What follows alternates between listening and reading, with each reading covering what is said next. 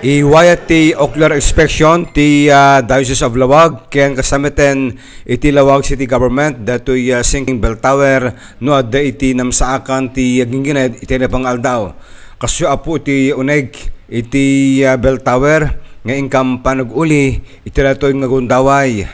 Medyo narigat iti umuli gabutan sipnget king kastameten akikidlang iti pagnaam gabu kadatoy kinailat espasyo nga umuli iti agdan kadwami di Merkion kastameten di Bishop Renato Mayogba ket adda kami iti panakaarig na third floor iti torre iti Belltower. Really. So we need to really reinforce this bridge. Diba? Ti dakdakamaten da, datoy pagtakdag darami apo, iso ti mang handle, datoy ring. Iso nga masapol nga may kan, datoy protection. Are you sure? So, di po iti cracks, datoy poste, kumamang iti nga to. Makita iti ngato datoy bubong iti torre nga nakamet ti aerial view iti St. Williams Cathedral iti diding ken kastameten iti dadumapay nga paset iti kalkalsada kas iti agdama makikita datoy pakabuklan iti Laoag City Hall.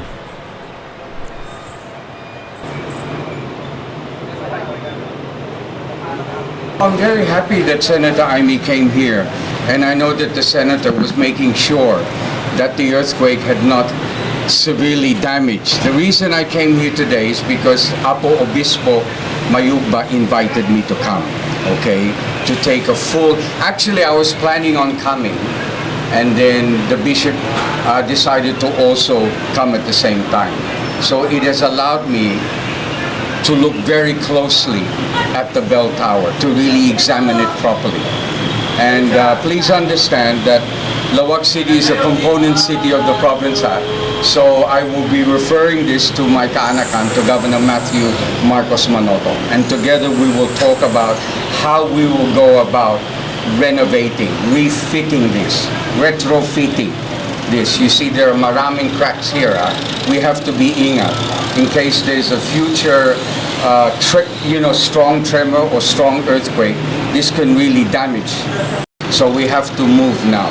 That's why nandito ako, to take a full evaluation of what the earthquake did to the bell tower. We have to join hands in addressing professionally, collaboratively, the preservation and protection of our heritage and culture site. Iti pakabuklan, iti ocular inspection, iti Laoag City Government, ken iti engineering office ti Laoag City, para palayan ka na ito'y agdamatata nga status iti sinking Belltower.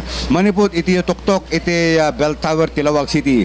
Para iti Balitang Ilocos Online, Dennis Gabriel Alipio. This is Balitang Ilocos Online.